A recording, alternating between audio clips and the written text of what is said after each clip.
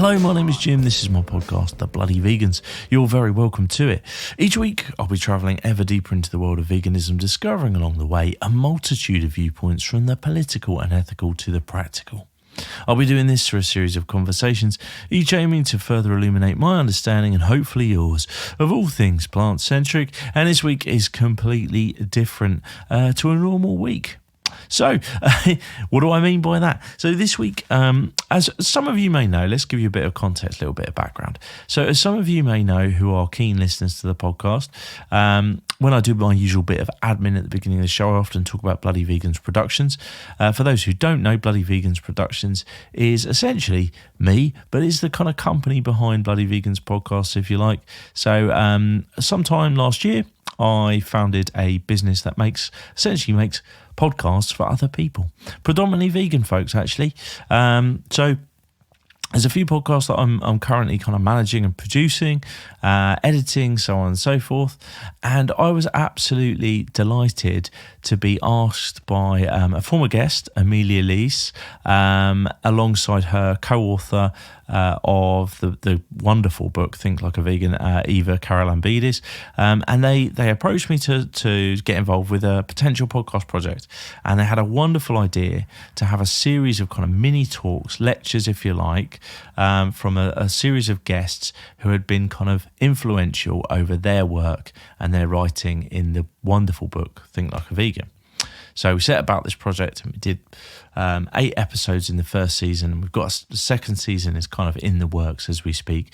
And I thought it would be a good thing to do to introduce you good folks who listen to the Bloody Vegans podcasts, and I thank you very much for doing so, to introduce you all to this excellent podcast, Think Like a Vegan, because I do think it is truly wonderful. It's a great piece of work. It's really, like, in producing it, it was an absolute honour and an education to be there in the presence of Emilia's kind of guests, and Emilia herself, who is just a wonderful human being, and has a fierce intellect, and really, like, when it comes to understanding the kind of philosophy of veganism and the bigger picture and how it intersects with other movements and so on and so forth. Just, I've learned so much listening to Emilia, and indeed Eva as well. They're both just wonderful, wonderful people. So I wanted to bring you an episode from their podcast to you folks who listen to the Bloody Vegans. So we're going to do that. We're going to play in full episode 1 of the Think Like a Vegan podcast, produced by yours truly. Although that's the easy bit, the hard bit was obviously what Emilia did in putting it together.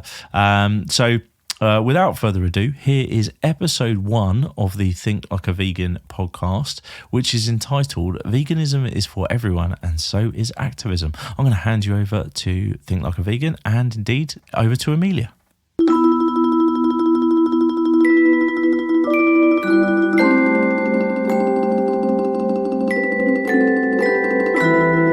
Hello, I'm Emmy Leese, and welcome to the first episode of Think Like a Vegan. This is a companion podcast to our book, also entitled Think Like a Vegan. In each episode, I'll explore one topic related to veganism, one that might not be the focus of an everyday conversation. Some we touched on in our book, and here we'll have the chance to take a closer look. I hope these short talks will inspire you and expand the conversation around veganism.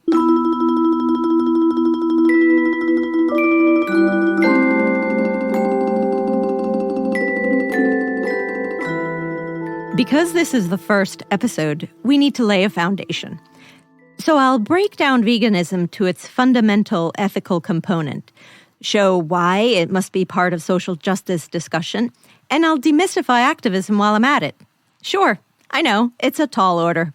Stay with me, and it'll be worthwhile. Veganism isn't complicated, and it's for everyone. These simple statements can start meaningful discussions, which can lead to transformative change. We need a lot of that right now in a variety of spheres. And to make change happen, we must engage with ideas and one another however we can. This means we're all activists in some way.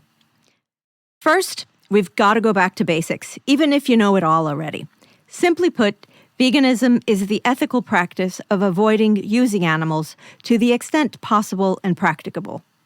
The most compelling reason for it is because it's their right not to be exploited as objects.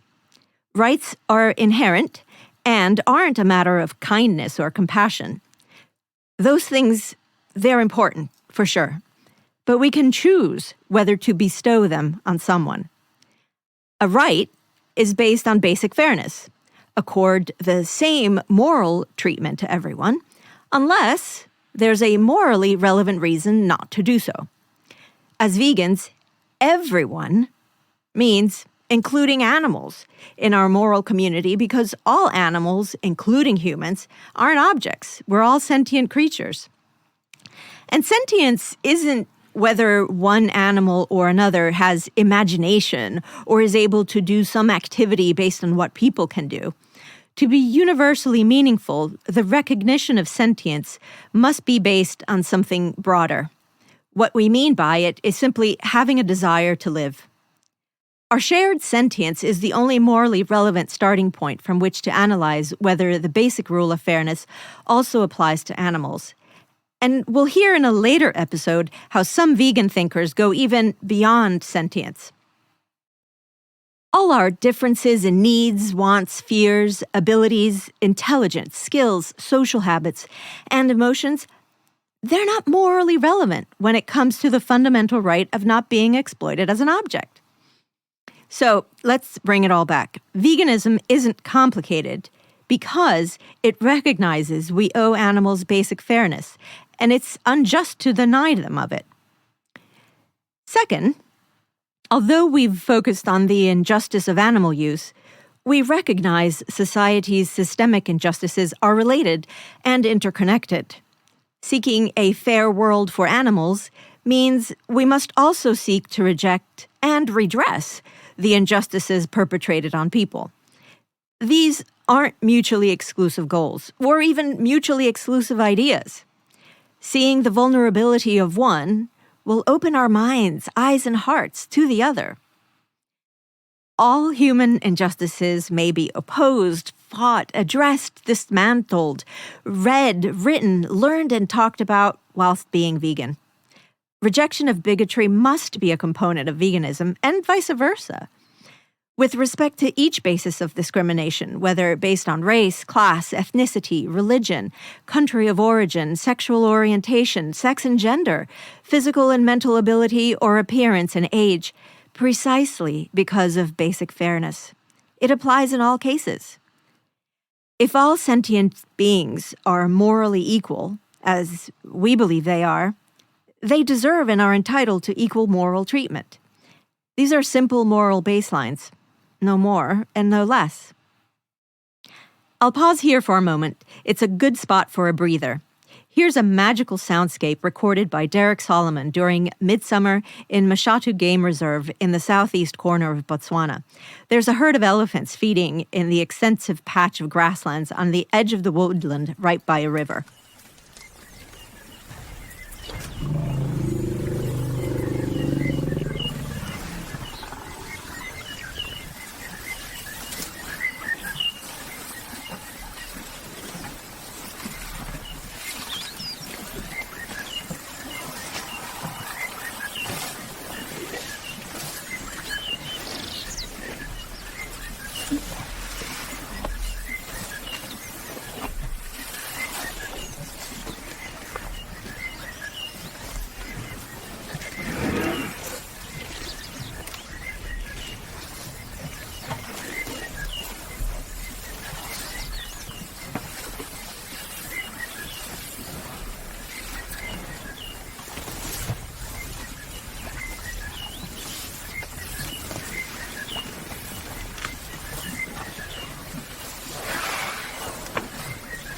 Let's get back to our topic.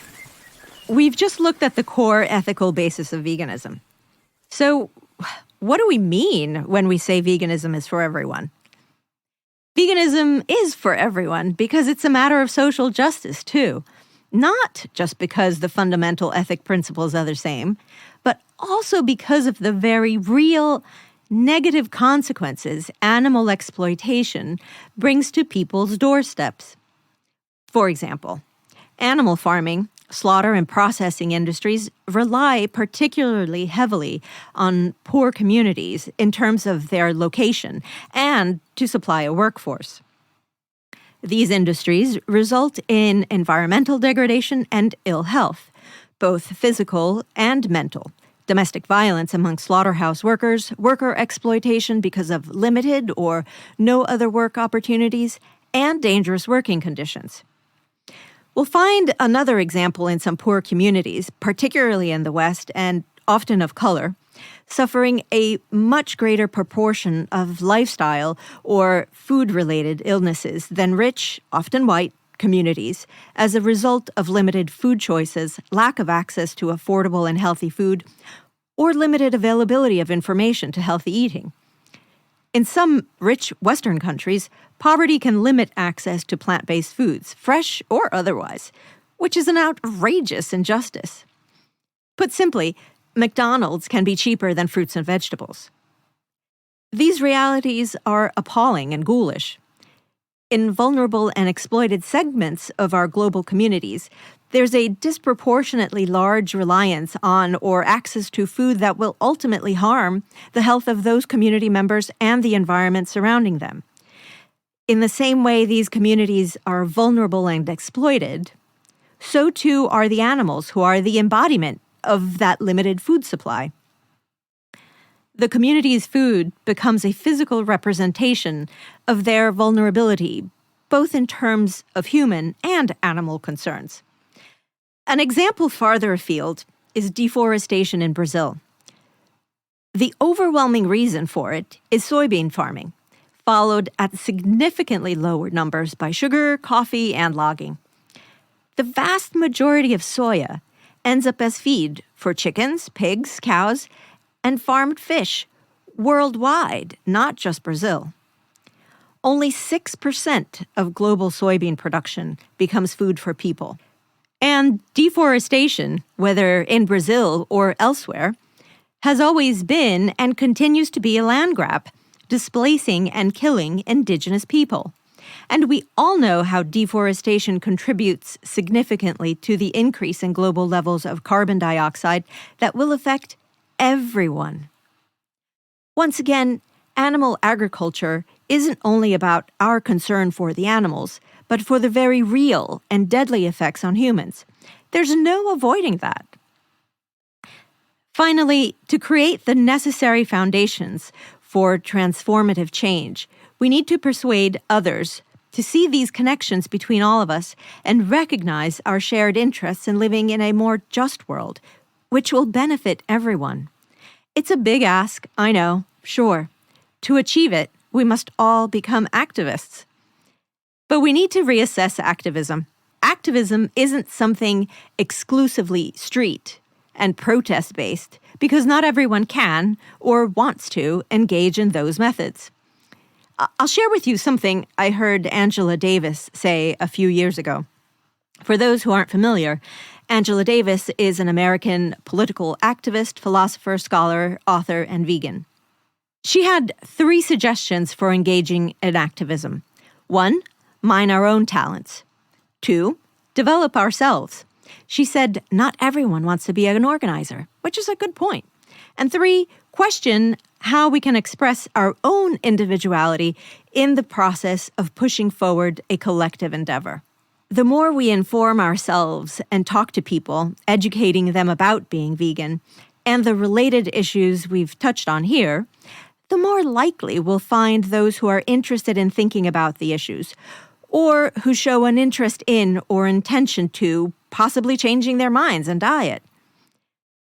We may only be comfortable speaking with people we know personally, or we might enjoy the challenge of organizing events. We may meet like-minded people with whom we could collaborate and organize. If we've got talents like cooking, art, music, writing, or whatever else, we might be able to incorporate those talents into our activism. And if we're not interested in any conventional activism, then that's okay too. Living life as a vegan who rejects all forms of bigotry is sometimes all the activism one can or may want to handle. In the end, we need an economic system that isn't an amplifier for all kinds of bigotry and injustice, and that includes speciesism. We need one that looks after people, animals, and all of nature. We must strive for that through international solidarity, demanding a fair production process with equitable sharing of profits, and fair wages and living conditions for all people. We can create solutions if we can organize the political will to do so. Let's get active and fight for these changes. Ours and so many lives depend on it. In this episode, I've shared with you a basic framework I use to make sense of the world and try to make an even tiny bit of difference. And hopefully, this will put us in the mindset for all our upcoming episodes. Next time, Professor Jason Hannon will talk to us about why and how veganism should be part of a leftist practice. We tear things up when we go around. That's it for me, Emilia Leese. Thank you for listening. I'll post a transcript in due course, along with links and references to the materials we've discussed today on our website, thinklikeavegan.com, and the audio will also be available on Think Like a Vegan YouTube channel. Remember, you can get in touch by email at thinklikeaveganbook@gmail.com or find Think Like a Vegan on most social media, or find me at emmysgoodeating.com and on Instagram, Facebook, and Twitter. Subscribe to this podcast, share it with others, and leave us a review. And for our book, Think Like a Vegan, it's on bookshop.org or anywhere you buy books, and on your favorite audiobook platform too, or ask your local library to carry it. Production credit goes to Jim Moore of Bloody Vegans Productions. Music provided by Jenny Moore's Mystic Business. The opening tune is Flashbacks, and we close with Tear Things Up. We tear things up when we go around. We tear things up when we go around. We tear things up when we go around and around and around and around. We tear things up when we go around. We tear things up when we go around. We tear things up when we go around. We tear things up when we go around and around and around and around. We tear things up when we go around. We tear things up when we go around. We burn things up when we go around. We speed things up when we go